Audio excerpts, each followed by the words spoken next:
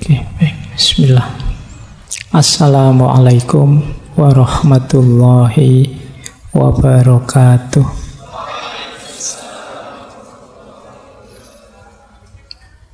Bismillahirrahmanirrahim. Alhamdulillahirabbil alamin.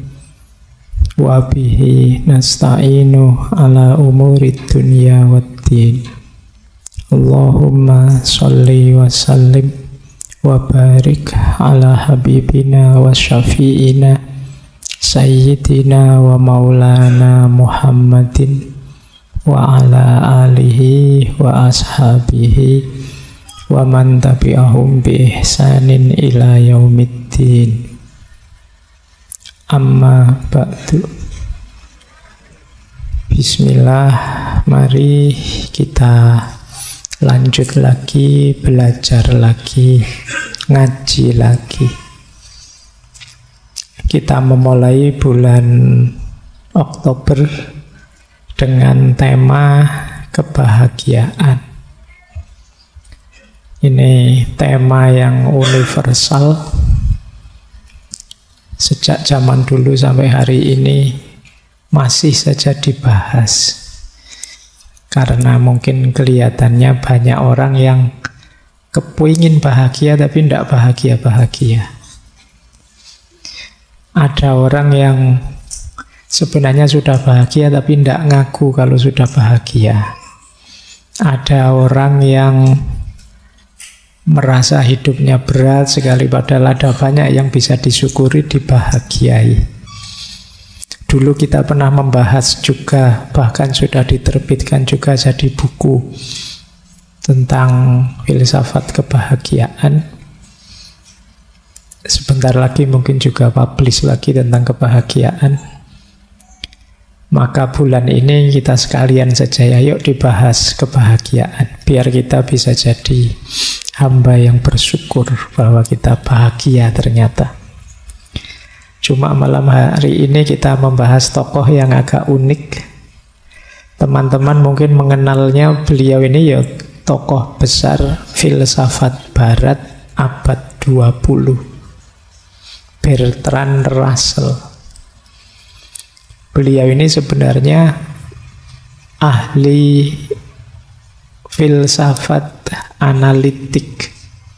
Beliau ini ahli matematika, ahli epistemologi, ahli filsafat ilmu, dan banyak ahli-ahli filsafat yang lain, termasuk yang paling terkenal sampai beliau nanti dapat hadiah Nobel tahun 1950 itu beliau menulis buku yang judulnya History of Western Philosophy. Jadi beliau ini juga ahli sejarah filsafat. Mungkin teman-teman pernah baca bukunya atau buku tipis kecil judulnya Problems of Philosophy. Dan karya-karya beliau banyak. Kalau buku sekitar 60-an, kalau artikel sekitar 2000-an. Ya. Nggak bayangke ya sampean disuruh bikin makalah sak semester ndak tadi-tadi. Dia bisa nulis artikel 2000. Ya memang orang pinter. Beliau IQ-nya kabarnya 180. Lumayan ya, tinggi. Mungkin selisih sedikit dengan kalian. Yo, bedanya kalian ndak diukur gitu aja. Makanya jangan diukur IQ-nya. Jadi itu Bertrand Russell, termasuk dari keluarga bangsawan Inggris. Kakeknya itu jadi Perdana Menteri 2 kali zaman Ratu Victoria. Cuma beliau ini umur 4 tahun sudah ditinggal mati 2 orang tuanya dan saudara perempuannya. Diasuh oleh kakek neneknya. Cuma kakeknya 2 tahun kemudian juga meninggal.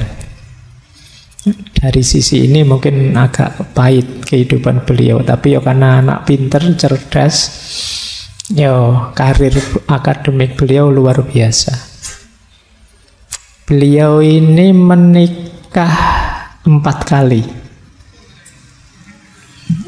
Menikah 4 kali, bukan berarti istrinya 4 ya. Menikahnya 4 kali, dalam arti menikah terus meninggal, menikah terus meninggal. Tidak di satu waktu terus 4. Jadi ya mungkin ini juga bagian dari pahitnya hidup beliau. Menikah terus meninggal sampai 4 kali. Tapi beliau panjang umur, kelahiran 1872, meninggalnya 1970. Jadi 97-98. Dan jangan salah, umurnya panjang tapi perokok berat. Nah, ini antitesisnya teorimu kan? Kan kamu bilangnya rokok membunuh, mulai Russell itu sampai umur 97-98 kemana-mana masih pegang cerutu. Itu rokok kelas berat itu. Jadi ini beliau ya kritis orangnya, sehingga sempat mengalami di penjara, sempat mengalami didenda. Beliau ini karena kritisnya pernah didenda dan dihukum 100 pound sterling. Tapi beliau tidak mau bayar. Akhirnya teman-temannya yang bayar dengan cara bukunya dilelang. Ini buku-bukunya Russell di kampus ini, ayo dilelang buat bayar denda, biar dia bebas. Dan beliau juga sempat menikmati penjara, sampai ketika nanti pindah ke Amerika, ngelamar jadi dosen, itu ditolak karena melihat CV-nya, kok pernah di penjara, pernah ngeritik pemerintah, dan lain sebagainya. Ya meskipun nanti tetap karir beliau di bidang akademik luar biasa, karya-karya beliau luar biasa. Malam hari ini setengahnya kita semacam bedah buku ya, kita bedah salah satu buku kecil beliau yang judulnya itu The Conquest of Happiness. Kalau diterjemahkan menaklukkan kebahagiaan. Buku ini luar biasa menurut saya ya. Ini buku tentang kebahagiaan yang versi rasional saja, pakai akal saja. Beliau ini mungkin agnostik atau antiteis, tidak percaya dengan metafisika dan ketuhanan. Nah, malam hari ini kita belajar kira-kira kalau pakai akal sehat, akal rasional saja, seperti apa sih kebahagiaan itu. Nanti minggu-minggu selanjutnya kita ambil model yang berbeda. Menurut Russell, buku ini sangat ringan. Makanya beliau bilang ini, buku ini tidak ditujukan kepada yang terpelajar. Nah, kalau kalian merasa terpelajar, tidak untuk kalian. Ini buku terlalu ringan, bahasanya Russell begitu. Meskipun saya tidak jamin kalian baca bukunya paham. Jadi kata dia ini sangat ringan. Tidak untuk yang terpelajar atau untuk orang-orang yang bisanya cuma ngomong saja. Mereka yang menganggap masalah praktis hanya sebagai sesuatu untuk dibicarakan. Ini tidak hanya wacana, kata beliau. Tidak ada filsafat atau pengetahuan mendalam akan ditemukan dalam buku ini. Saya hanya bermaksud menyampaikan beberapa pernyataan yang bersumber dari common sense. Saya berharap begitu. Jadi common sense itu ya pengetahuan umum saja tentang kebenaran-kebenaran umum, bukan kebenaran filosofis yang mendalam. Semua yang saya klaim sebagai resep yang ditawarkan kepada pembaca memang seperti itu adanya. Sebagaimana ditegaskan dari pengalaman saya sendiri dan pengamatan saya. Jadi dasarnya pengalaman hidup beliau sendiri dan pengamatan beliau.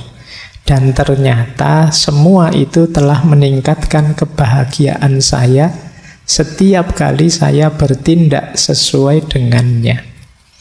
Jadi kalau ditanya buktinya apa, teorinya ini hebat, saya membuktikan sendiri. Saya termasuk orang yang bahagia. Mungkin karena itu umurnya panjang. Sampai ngerokok saja tetap panjang umurnya, mungkin karena bahagia. Kalau kalian kan ya sambil ngerokok sambil stres ya mesti aja umurmu pendek, mesti kekokean pikiran. Atas dasar ini saya berani berharap beberapa di antara sekian banyak pria dan wanita yang menderita ketidakbahagiaan mungkin menemukan situasi mereka didiagnosis. Jadi mungkin diagnosa saya ini cocok dan ada metode untuk keluar dari situasi tidak bahagia. Banyak orang tidak bahagia bisa jadi bahagia dengan ikhtiar yang diarahkan dengan baik. Dan untuk itulah saya menulis buku ini. Jadi buku ini sangat rasional, sangat praktis tentang cara untuk bahagia. Secara umum isinya dua. Apa yang membuat kita tidak bahagia dan sumber-sumber kebahagiaan itu apa saja. Jadi ini berteori tentang kebahagiaan Russell ini. Ini agak unik karena biasanya beliau ini ahli matematika, yang dibahas logika, yang dibahas analitika dan lain sebagainya.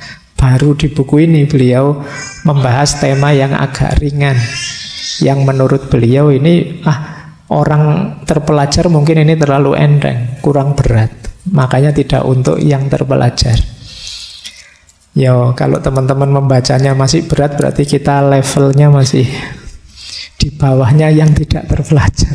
Ini untuk yang tidak terpelajar. Baik, kita mulai ya belajar tentang kebahagiaan. Menurut beliau, seperti apa sih bahagia itu? Nah, judul bukunya Conquest of Happiness, penaklukan kebahagiaan. Karena menurut beliau kebahagiaan itu harus ditaklukkan. Ini agak beda ya dengan kemarin-kemarin di beberapa sesi kebahagiaan ada teori bahagia itu tidak usah dicari-cari, tidak usah diusahakan, cukup kita rasakan bahagia sekarang ya bahagia. Itu dibantah oleh Russell, apa ya bisa? Kalau kita lagi stres, lagi banyak masalah, lagi kalah, lagi drop, lagi apa, terus disuruh tiba-tiba bahagia, apa ya bisa? Bahagia itu ya tetap diusahakan. Bukan sesuatu yang datang begitu saja.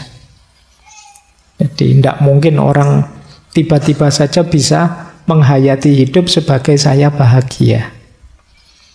Maka kata Russell, kebahagiaan tidak bisa dicapai dengan baik oleh mereka yang ingin langsung, mencarinya secara langsung. Ada prosesnya. Ada hal-hal yang harus disingkirkan, ada hal-hal yang harus dihadirkan. Kalau ini belum dipenuhi, sulit kita bahagia. Dan wajar, emosinya manusia itu semua begitu. Bahagia itu kan jenis emosi.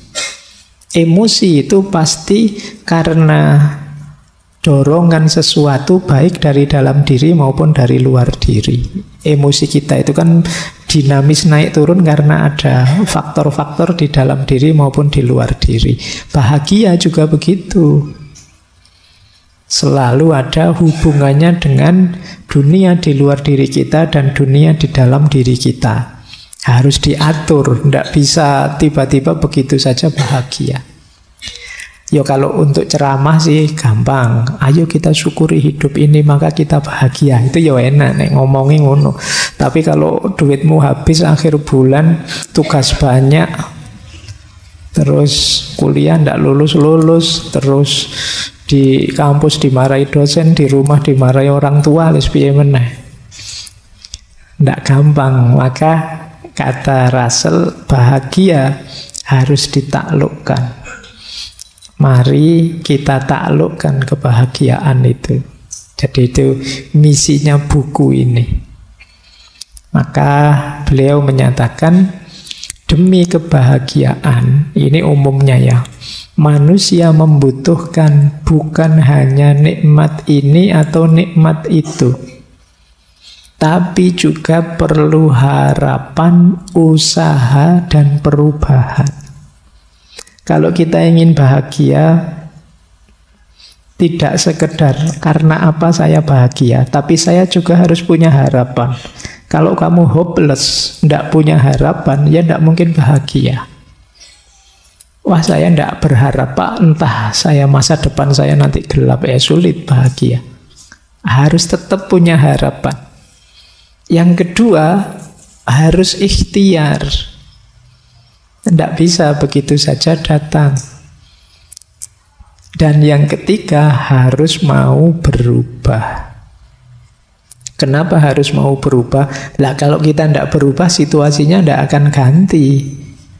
Sekarang sedang tidak bahagia, yuk berubah yuk, tidak mau apa? Ya sudah, yuk tidak bahagia terus. Ya tetap harus mau berubah, harus tahu mana yang harus diubah biar saya bahagia. Ikhtiar tadi dalam rangka mengupayakan menemukan apa yang harus diubah. Karena sekarang saya tidak bahagia, besok saya harus bahagia, berarti harus ada yang diubah. Tapi ikhtiar untuk perubahan tidak ada gunanya kalau kita tidak punya harapan. Jadi kalau kita tidak berharap, opo yo kita mau berikhtiar secara semangat kan.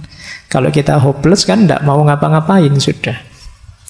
Jadi kuncinya 3, harapan, upaya, dan berubah. Disitulah nanti kita bisa bahagia. Baik, saya lanjutkan. Nah, ini kan teorinya gampang-gampang kan. Kita lanjutkan ya. Terus kita mulai penjelajahan kita untuk memahami apa sih yang membuat tidak bahagia. Nanti banyak sekali, kita urai satu-satu. Yang pertama, ini menarik, istilahnya Russell, kepribadian Byronic.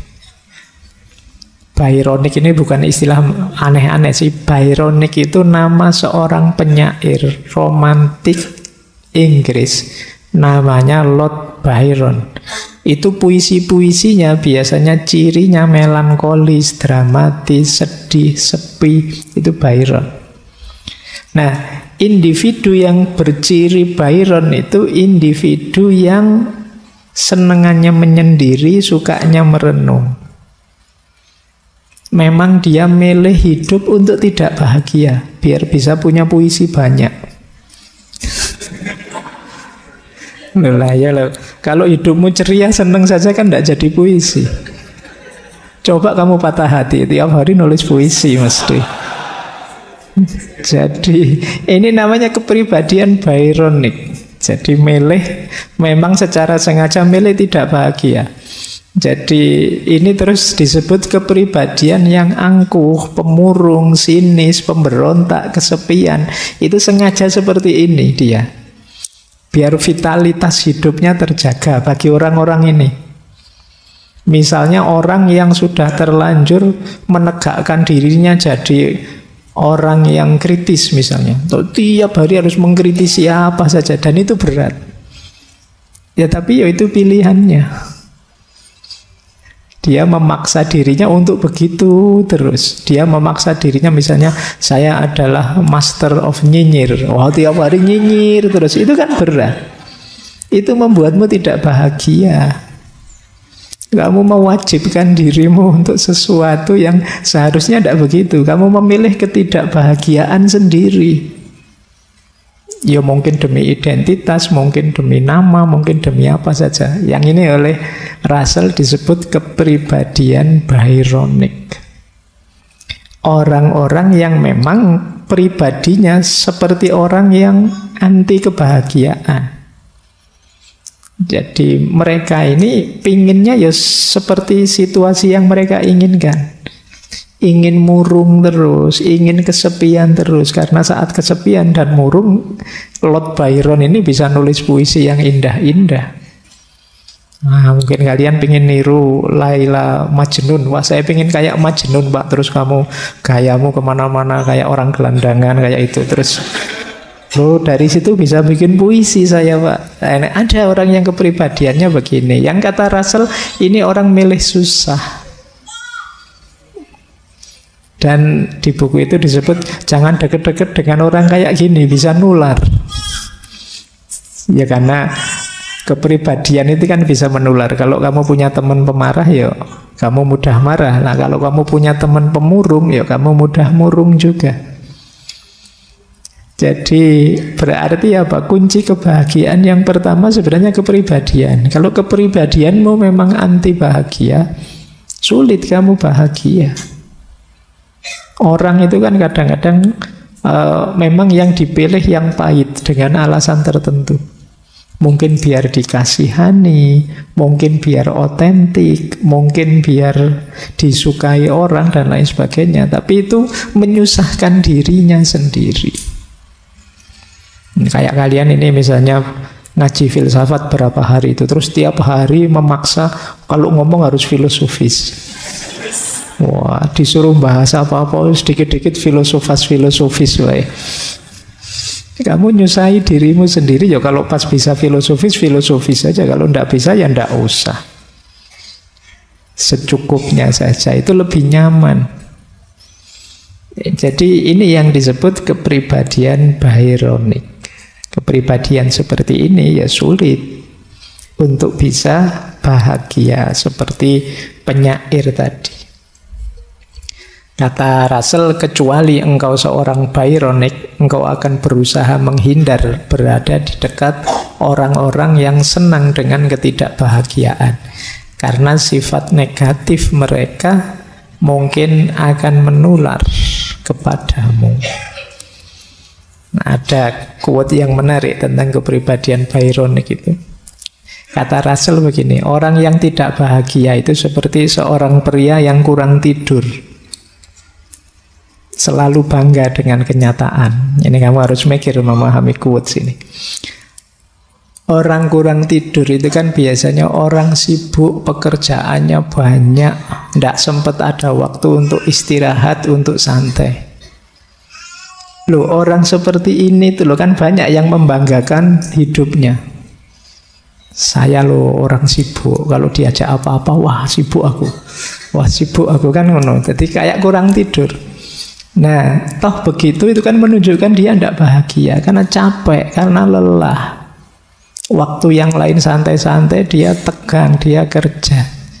Tapi itu pun dia membanggakan fakta hidupnya, kenyataan hidupnya. Padahal dia lelah. Jadi dia itu tidak bahagia sebenarnya. Tapi toh begitu dia bangga dengan kenyataan dirinya yang tidak bahagia. Nah, jadi orang tidak bahagia itu seperti laki-laki yang kurang tidur. Dia selalu membanggakan kenyataan hidupnya. Padahal yang dia banggakan itu orang lain melihatnya kasihan. Sampean kerja keras mati-matian jungkir balik buat apa? Tidak bahagia. Lu biar saya bahagia, tapi kerjanya sendiri tidak membuat bahagia. Itu pun dia banggakan fakta hidupnya. Nah, ini salah satu quote yang berhubungan dengan jenis kepribadian Byron tadi. Kalau kalian ingin bahagia, kalau punya mindset seperti ini harus diubah. Hidupmu tidak santai, tidak nyaman. Meskipun kamu tutup-tutupi dengan ideologi, idealisme, macam-macam, kamu kasih alasan, daki-daki, intinya kamu tidak bahagia, kan itu saja. Kan tidak penting alasan itu. Yang penting kan kamu yang menjalani dan merasakannya. Baik, lanjut ya. Yang kedua, ini juga bikin masalah. Kalian tidak akan bahagia kalau mindsetmu adalah kompetisi, persaingan.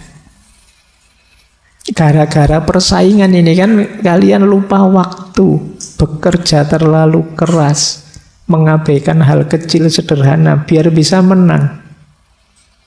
Kalian selalu lirik kiri, lirik kanan, jangan-jangan ada yang lebih hebat dari saya. Jangan-jangan ada yang lebih pintar dari saya. Jangan-jangan ada yang lebih ganteng dari saya. Sudah. Kuliah hari pertama tolah-toleh yang kamu incer, ini yang pintar, lebih pintar dari saya mana ya? Yang lebih ganteng dari saya mana ya? Logikamu selalu logika persaingan. Atau jangan-jangan kamu lihat ini motornya yang lebih mahal dari saya mana ya? Persaingan. Jadi akan berat. Kata Russell, bagi saya hal yang ingin saya peroleh dari uang adalah waktu luang dan rasa aman. Namun, apa yang diinginkan oleh manusia modern pada umumnya adalah mendapatkan lebih banyak uang dengan maksud untuk menyombongkan diri, kemegahan, dan lebih menonjol dibandingkan orang-orang yang selama ini setara dengannya. Jadi sebenarnya kita itu kerja secukupnya ya cukup untuk memenuhi hidup kita. Tapi karena logika persaingan tadi, saya harus lebih dari yang lain, saya harus yang paling menonjol, maka kita jadinya habis-habisan. Energi kita terserap ke sana dan hidup kita sangat lelah, capek. Apa ndak boleh maju kalau gitu? Kalau ingin maju-maju saja, ingin hebat-hebat saja, ndak usah pakai mindset perbandingan. Melelahkan. Jadi mindset perbandingan itu apa-apa kamu lihat kiri kanan terus tiap hari. Kan itu melelahkan. Kamu ingin selalu menonjol lebih dari yang lain. Kamu menonjol bagus, tapi ndak harus dengan logika kompetisi atau persaingan. Hidupmu akan sangat berat. Kalau mindsetmu ini, kamu tidak bisa tidur tenang. Jadi hidupmu tidak akan nyaman. Oke, nanti ada temenmu dapat pasangan, punya pacar, kamu greges. Waduh, kok saya belum ya? Akhirnya nyari sedapat-dapatnya.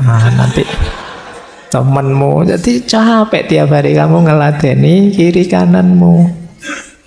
Temennya beli motor baru, pakai baju bagus, pakai kamu, kamu ndak tenang tiap hari ke puskesmas nanti.